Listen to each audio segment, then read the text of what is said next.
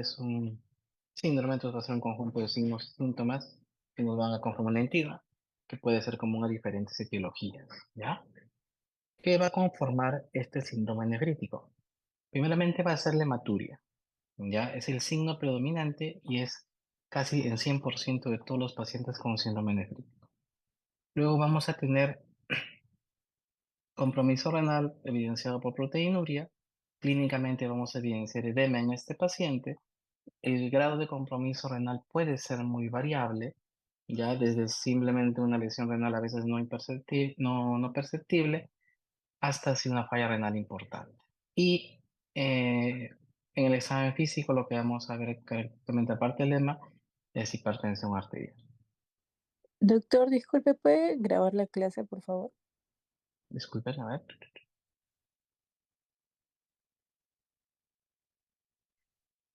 Recording in progress. Listo.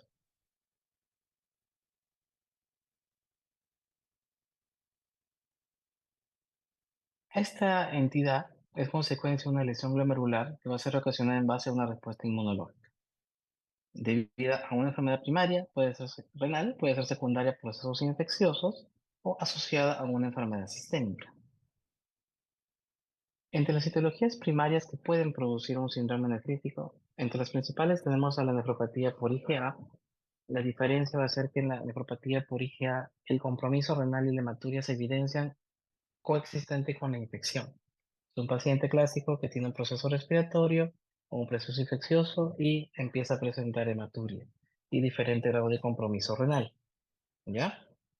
Y no va a haber activación de complemento para evidenciando caída de alguno de los factores. La otra entidad va a ser la glomerulonefritis membranoproliferativa. Esta entidad es idéntica a este síndrome, es el prototipo de síndrome nefrítico, a diferencia del clásico que es producido por el estreptococo. En este caso, las alteraciones van a ser persistentes en el tiempo, porque no se sospechar de esta identidad. La otra va a ser la glomerulonefritis focal y segmentaria, o glomerulosclerosis focal y segmentaria, donde lo principal que se va a encontrar y la clínica predominante va a ser un síndrome nefrótico con un porcentaje que va a presentar hematuria. Ya, pero la clínica principal va a ser en base a un síndrome nefrótico. Y ya tiene la clase, me parece, hace un momento. Y otra entidad primaria que puede presentarse con estas características es la glomerulonefritis proliferativa extracapilar o rápidamente progresiva, donde la característica va a ser que haya un deterioro renal progresivo en días donde hay un compromiso importante hasta llegar a anuria. Entre las secundarias a procesos infecciosos, tenemos diferentes bacterias, virus que pueden producir esta entidad. Ya la clásica es la producida por el Streptococcus aureus. Y entre las enfermedades sistémicas asociadas que pueden producir síndrome nefrótico, entre los más frecuentes tenemos el lupus eritematoso sistémico, que aparte de presentar esta clínica de síndrome nefrítico, va a venir con síntomas generales, dolor, fiebre, pérdida de peso, dolor articular, rash cutáneo, sensibilidad a la luz. ¿Ya? Tenemos la glomerulonefrosis con polyangiitis, antes llamada glomerulonefrosis de Wegener, donde va a haber un compromiso de tres sistemas principalmente: nivel respiratorio alto, este paciente presenta sinusitis crónica, puede presentar defectos a nivel tabique nasal, va a haber un compromiso pulmonar importante y también un compromiso renal. Ya tenemos el síndrome de Good-Pasteur, donde característicamente se presenta casi en el 90% de los pacientes con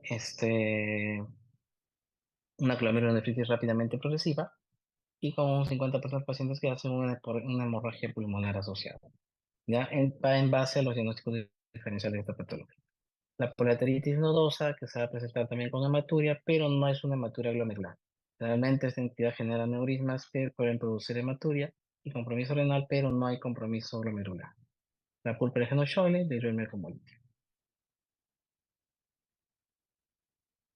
La hematuria de esta entidad es, digamos, proveniente del propio riñón. Por eso se dice glomerular. ¿Ya? Existe, como les dije previamente, casi en el 100% de los pacientes. Puede ser tanto micro como macromaturia, ¿ya? Uno lo puede ver o suele evidenciar en los análisis de orina, ¿ya? La característica del material glomerular es que el glóbulo rojo va a salir del glomérulo, va a ser un recorrido por los túbulos, ¿ya? Normalmente el túbulo proximal está similar a una molaridad del plasma, 290 promedio, ¿ya? Pero los túbulos lo que continúan son las asas de Henle. Tenemos cierto porcentaje de asas de Henle que van hasta médula, ¿ya? Por eso es que nuestro riñoncito puede concentrar, por eso es que nosotros no orinamos 20, 30 litros al día, ¿ya? Porque nuestro riñón concentra. Entonces, eso se es en base a una médula hipertónica que tenemos, ya que nos da una concentración hasta 1200, ¿ya? Entonces, este glóbulo rojo, al exponerse a estas concentraciones altas, expone un medio hipertónico, entonces el líquido sale hacia afuera y se crema o forma cantocito. Entonces, por eso en las hematurias glomerulares, casi el 100% de los pacientes van a tener estos glóbulos rojos plenados en el examen microscópico, ¿ya? Y es la característica de esta. Por eso es que la orina en las hematurias glomerulares sale oscura, como té o Coca-Cola, ¿ya? A diferencia de las no glomerulares, donde la orina sale roja rutilante. Ya se pueden encontrar también cilindros hemáticos, ¿ya? Y estas características son los acantocitos, que son ese, como se ve en la imagen, este tipo de glóbulo rojo que se ve como un espiculado, ¿no? Para diferenciar estas hematuras glomerulares de estas no glomerulares, que es una pregunta frecuente en exámenes simples, también puede ser en este examen, como les dije, la glomerular es té o Coca-Cola. La extraglomerular normalmente es una orina roja o rosada, ¿ya?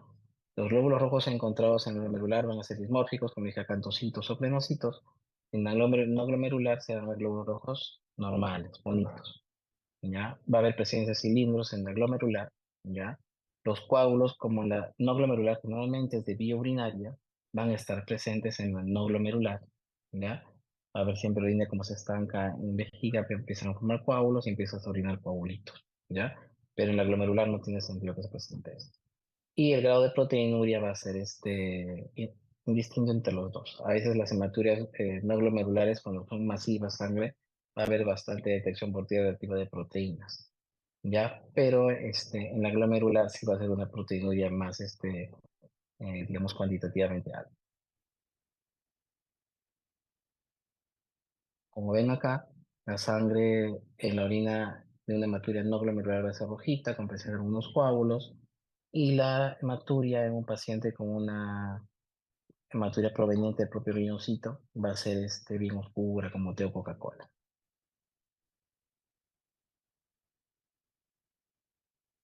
El otro signo que es el más importante y por lo que los pacientes a veces van a emergencias es el edema, va a estar presente en el 80% de los pacientes. Generalmente se da por retención hidrosalina, ¿ya? Desaparece al desarrollarse la enfermedad o al uso de tratamiento con diuréticos y es infrecuente que lleguen a edema generalizado a menos que la enfermedad se asocie a síndrome nefrótico.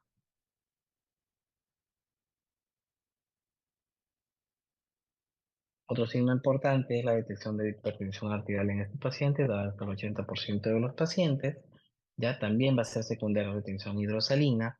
La dificultad que tenemos es que no, en casi varias emergencias de por lo menos acá del país, hay pocos lugares donde hacen un triaje con toma de presión arterial en todos los pacientes.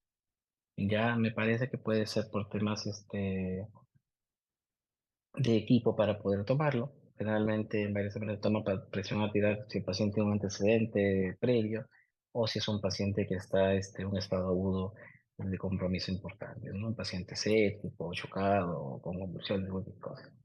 Pero normalmente en el triaje habitual no se toma la presión arterial. Para nosotros poder detectar presión tenemos que basarlo en base a la talla del paciente. También a veces en los triajes tampoco se toma la talla. Entonces no podemos saber si tiene o no hipertensión arterial. Normalmente en base a la talla tenemos percentiles. Hablamos de hipertensión arterial cuando la presión arterial está por encima del percentil 95 para la edad y talla del paciente. Ya, esta podemos dividir en dos grados. Una vez pero mayor el percentil 95 más 12 milímetros de mercurio, sea la sistólica o la diastólica, hablamos de un grado 1 de hipertensión arterial. Y cuando la presión arterial está por encima de estos valores, sea tanto sistólica como diastólica, hablamos de estadio 2. Por ejemplo, si tu percentil 95 es 90-60, ¿ya? Hablamos de un estadio 1 hasta 102-72, ¿ya? O una de las dos, no tienen que ser las dos generalmente. Y hablamos ya de un estadio 2 de hipertensión arterial cuando, digamos, sale 103 75, digamos, ¿no? Ya está por encima. A uno le puede parecer normal esa presión, pero para la edad del paciente es una presión alta. Pero siempre es bueno trabajar con esos pacientes en base a tablas y percentiles adecuados para su peso, para su edad y para su talla.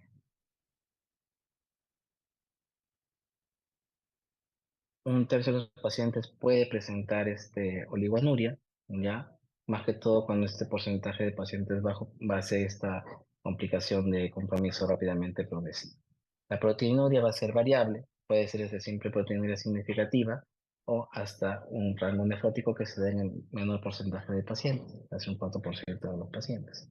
¿Ya? Hablamos de manera numérica de proteinuria significativa cuando el valor se encuentra con sus pacientes, cuando juntamos una orina 24 horas, entre 4 y 40 miligramos por metro cuadrado hora, ya saben que mayor de 40 se considera nefrótico y menos de 4 es un valor normal, o la relación proteína-creatinina en orina al azar, dependiendo de la edad, si es un paciente menor de 2 años, mayor a 0,5 la relación, o si un paciente mayor de 2 años, mayor a 0,2 la relación, y mayor de 2 que consideraría ya nefrótico, ¿no? Y entre 0,5, 0,2 y 2 significativo.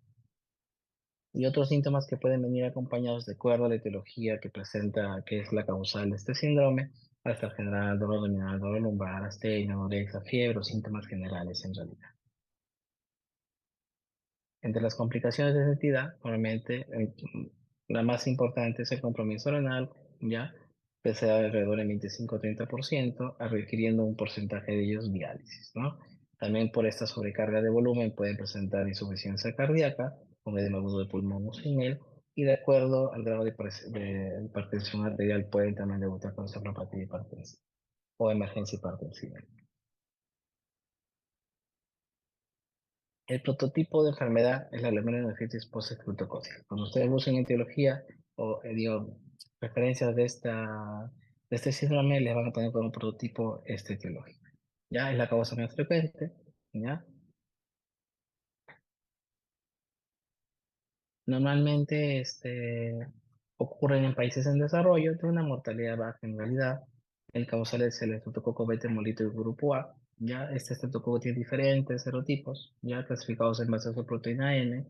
Algunos van a ser nefritogénicos, ya. Normalmente se da siempre secundario a infecciones faringeas o cutáneas, ya. Normalmente en las faringes las cepas más importantes han sido la 1, 2, 4 y 12. Realmente se da en épocas de invierno. Y las secundarias infecciones cutáneas van a ser por las cepas 49, 55, 57, 60, que normalmente se ven en verano, ¿ya? Normalmente la incidencia actual es difícil de estimar, ya porque hay formas subclínicas, no en todos los pacientes con un proceso faríngeo le voy a hacer un examen de orina en las semanas, no todas las hematuриas que presentan estos pacientes son macroscópicas como para darnos cuenta, y a veces el edema es leve. Entonces, hay bastantes pacientes que pueden presentar esta enfermedad, pero no van a ser detectadas, ¿ya? La gran mayoría de casos se dan entre los 2 y los 14 años, con una incidencia máxima entre los 6 a 8 años y siempre va a ser un poco más frecuente en varones, ¿ya? La incidencia normal va de 4 a 5 por 100.000 habitantes, ¿ya? Ahí ve casi similar en casi todos los países. Normalmente puede tener un curso clínico, como le dije, que es difícil de detectar o presentarse como un síndrome nefrítico agudo como tal, ¿no? Y en un porcentaje bajo con un compromiso rápidamente progresivo. Lo que causa la enfermedad van a ser la formación de los inmunocomplejos. Estos antígenos fitogénicos de esta bacteria, entre los más importantes tenemos el receptor de plasmina asociado a nefritis y la exotoxina B, ¿ya? Los cuales van a generar que se formen estos complejos. Estos complejos van a generar una cascada inflamatoria, van a producir inflamación en el glomérulo, generando proliferación estancial, proliferación celular, ya se van a formar como unos harms a nivel de entre la membrana basal y el epitelio, epitelio de los podocitos, ya que son característicos patognomónicos de la enfermedad, que lo podemos ver en las siguientes imágenes, y eso va a generar que se inflame el riñoncito y genere este compromiso. El patrón histológico como tal es una glomerulonefritis proliferativa endocapilar difusa aguda. Va a ser difusa porque compromete más del 50% de los glomérulos. Va a ser proliferativa endocapilar porque van a existir proliferación de células mesangiales y enteriales. Y hablamos de aguda porque va a existir infiltrado polimorfo nuclear de linfocitos y monocitos. La inmunofluorescencia clásica que se ve van a ser depósitos granulares de C3 e IgG, y en la microscopía electrónica se va a ver estos depósitos subepiteliales entre la membrana basal y los podocitos conocidos como PAMS.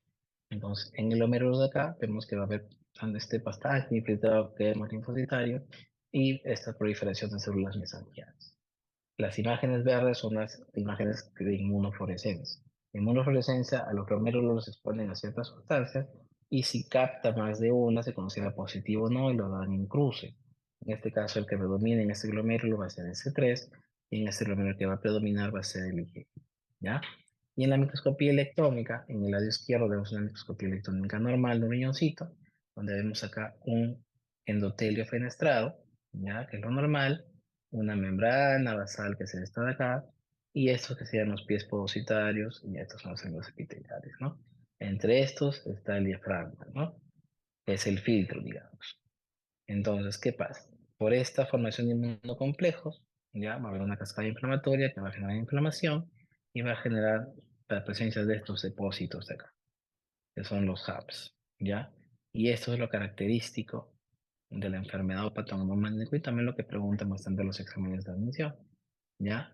¿Dónde están ubicados estos depósitos? Entre la membrana basal y el epitelio o podocito, o pies podocitarios, ¿ya? Es la localización subepiteliales, ¿ya? Para los exámenes.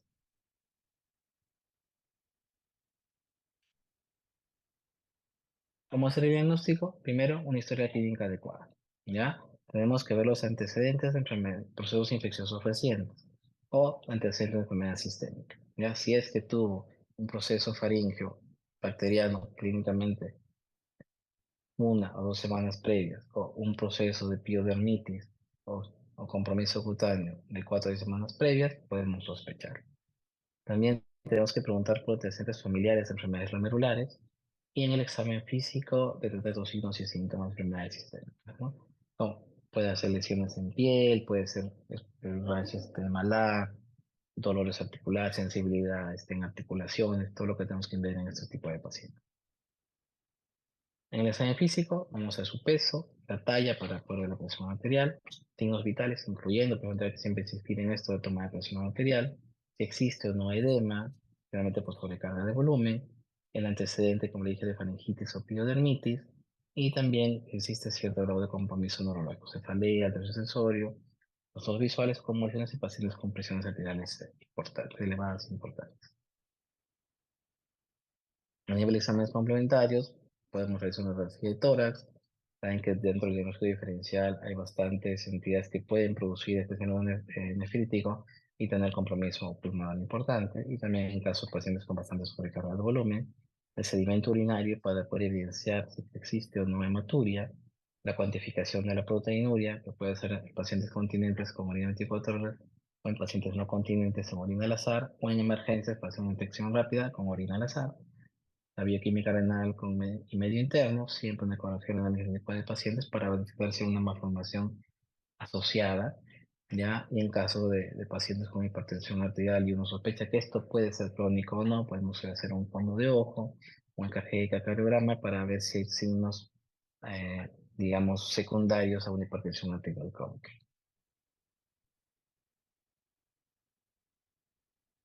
También podemos detectar títulos de esta infección por estreptococo que pueden estar elevados cuando tenemos estas infecciones recientes. Entre estos anticuerpos anti-estreptococo tenemos el antihistamínico, que es la más dosada y la más conocida. Tenemos la anti-DNAsa B, la anti-DNA-D, la antihialuronidasa, que se elevan comúnmente después de una infección faríngea, desde los 10 días de iniciado el cuadro hasta 4 o 6 semanas posteriores. Tenemos que tener en cuenta que en el caso de infección cutánea o piodermitis, la antistreptolicina O no tiene utilidad, no se eleva. Las únicas que nos pueden ser de utilidad, según si sospechamos que se condena una infección cutánea, son la anti-DNAsa y la anti hialuronidasa, ¿ya? Que también podría ser una pregunta de examen. ¿ya? Y entre todos los anticuerpos, el más específico es la de antidengue.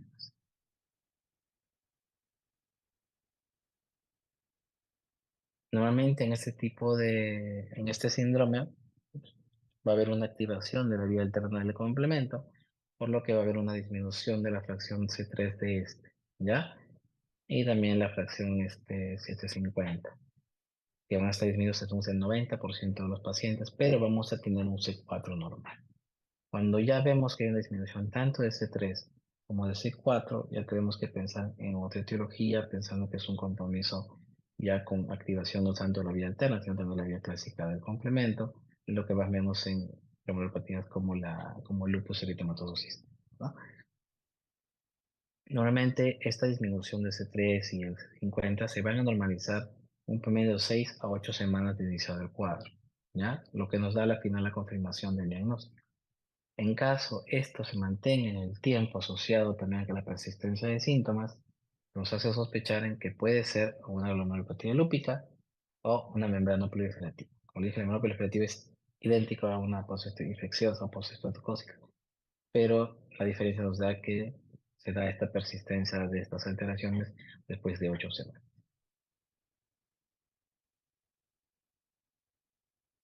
En caso de que el paciente presente síntomas generales, algún signo de sospecha, podemos eh, pedir, en caso sospechemos lupus, un anticuerpo antinuclear o anti-DNA. Si el paciente sospechamos en que puede ser una vasculitis, como la hematosis de Wegener, donde hay podemos solicitar ANCA, en este caso sería una ANCA C positiva. Y si pensamos para el descarte en el estudio diferencial de una enfermedad de Goodpasture, pasero porque el paciente debutó con su reacción progresiva y también con hemorragia pulmonar, podemos solicitar anticuerpos antimembrana basal pulmonar para confirmar el diagnóstico. En quienes realizamos biopsia renal, ya, generalmente los pacientitos que presentan este síndrome nefrítico asociado a una proteinuria en rango nefrótico que va a ser persistente y que puede ir más allá de 4 a 6 semanas. Cuando existen síntomas extrarrenales o alteraciones inmunológicas sugestivas de una enfermedad sistémica. Todo síndrome nefrítico que tenga un curso rápidamente progresivo, ya, llamamos esto con un aumento de creatinina 0.5 miligramos por decilitro por día y con disminución y compromiso de filtrado glomerular. ¿Ya? Y cuando tenemos, como les dije, hipocromitemia persistente después de 8 semanas, entonces ya sale del cuadro habitual, tenemos que descartar otras etiologías, necesitamos ver qué es el daño específico que tenemos. Siempre de preferencia tenemos que tener las tres cosas: microscopía óptica, inmunofluorescencia y microscopía electrónica. La limitación actual que tenemos es que la microscopía electrónica solo se realiza en una entidad acá en el país, que es en el Hospital del Niño San Borja. Los resultados suelen demorar cerca de unos 2 meses, porque como es el único lugar, todas las muestras llegan ahí, ¿ya? Normalmente no tiene un costo muy alto, está cercano a 400, 500 soles, comparado con otro tipo de estudios, digamos, pero es importante en todo paciente poder considerar esta opción. Ya, normalmente todo paciente con síndrome nefrítico detectado se tiene que internar y hospitalizar, más que todo para control y ver evolución. Tenemos que enfocarnos en el tratamiento de hipertensión arterial, el manejo de edema, ver que el paciente recupere diuresis y ver que esta lesión de una aguda no sea progresiva. Nuevamente indicamos un reposo relativo, le hacemos una restricción hídrica logrando un balance negativo. El volumen que solemos manejar es 600-800 cc por metro cuadrado al día y de acuerdo más sus pérdidas concurrentes y de acuerdo a los balances vamos librando volumen con los días.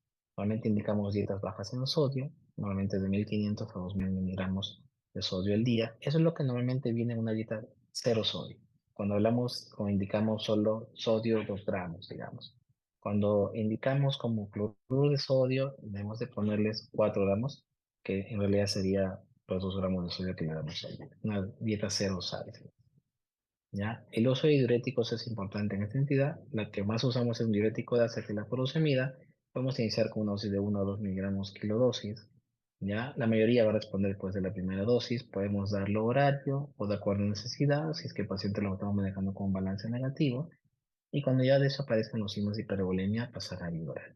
Siempre hay que tener bastante cuidado con la furosemida, ¿ya? Normalmente los pacientes con uso del furosemida pueden presentar complicaciones. Entre las más frecuentes, una es la hipocalemia secundaria al aumento del flujo urinario, ¿ya? Y pues si no se busca o no se hace un control o monitoreo diario de estos electrolitos, puede ser una complicación severa, ¿ya? También a nivel de asa de Henle, el principal electrolito que se absorbe es el magnesio, a veces no lo usamos, pero puede generar como enzimas generando clínica importante en estos pacientitos, ¿ya? Y otro signo o otro hallazgo laboratorial que nos indica que estamos con dosis muy altas de furosemida es que el paciente empieza a hacer alcalosis metabólica. ¿Ya? Normalmente cuando exageramos con la dosis de furo, los pacientes generan alcalosis metabólica. Esta alcalosis metabólica lo que hace es aumentar la afinidad de calcio activo o calcio iónico con la albúmina. Entonces la fracción de calcio iónico que es el activo disminuye. Entonces el paciente va a tener un umbral más bajo para poder hacer hipocalcemia sintomática. Si eso nos encontramos a los pacientes contracturados y con un nivel de calcio relativamente normal. Hay que tener cuidado siempre que usemos furosemida. Entre los antihipertensivos que podemos usar yecas o calcio antagonistas como nadoipino o nifedipino en caso agudo. El más usado es el nifedipino en pacientes pediátricos. Puede producir hipotensión y taquicardia refleja, pues siempre que usamos este medicamento tenemos que vigilar al paciente. En caso de ser una emergencia parecida porque el paciente debutó con convulsiones, con ICC, el tratamiento de elección es endovenoso. Ya, normalmente siempre cuando hablamos de urgencia o emergencia hipertensiva, el que manda es el compromiso de órgano blanco. Si ya tenemos un paciente con compromiso neurológico, alteración del sensorio, con compromiso cardíaco, consideremos que es una emergencia hipertensiva y el tratamiento no es bioral, el tratamiento es endovenoso. Y tiene que ser uno de cuidados críticos o trauma shock de emergencia. Cuando el paciente solo ve relativamente estable con una presión sí elevada, consideramos como una urgencia hipertensiva y ahí sí podemos darles bioral, nifedipino, captopril o lo que tengan a la mano, ¿ya? En caso de que tenga un foco infeccioso activo, se le puede dar antibióticos al paciente, pero el uso de estos antibióticos no me van a alterar el curso de la enfermedad, ¿ya? Solo es para prevenir un momento, pero la evolución de la enfermedad va a seguir su curso normal porque esto es mediado por una caja inflamatoria secundaria, todos estos factores de esta bacteria, ¿no? O de virus o lo que pueda haber producido el síndrome común. Y eso sería todo, chicos, alguna consulta.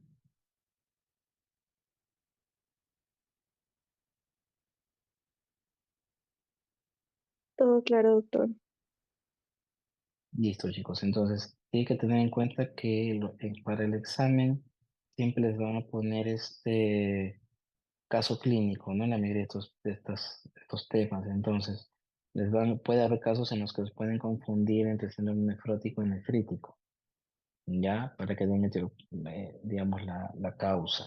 Cuando sean en la pregunta, les den un antecedente de un proceso faringeo o dérmico semanas antes, piensen en nefrítico. Si les dicen que es un paciente que está cursando con un proceso infeccioso X, y empieza a presentar edema como signo principal y se enfocan en eso, no puede pensar que puede ser esta entidad, pero en realidad pues, es un clásico de un paciente que se activó por una infección y se causó síndrome nefrótico.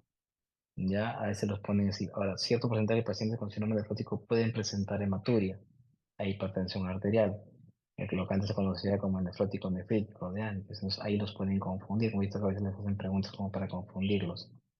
Entonces, el paciente con síndrome nefrótico puede tener hematuria, sí, pero generalmente es una hematuria solo microscópica. Es raro que un nefrótico debute con hematuria microscópica, y si lo hace así, es una etiología muy diferente, es biopsia de arranque.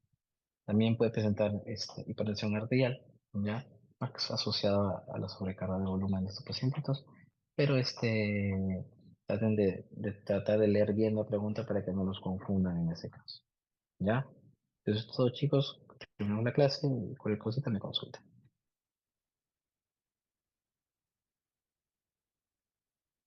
Gracias, doctor. Gracias, doctor.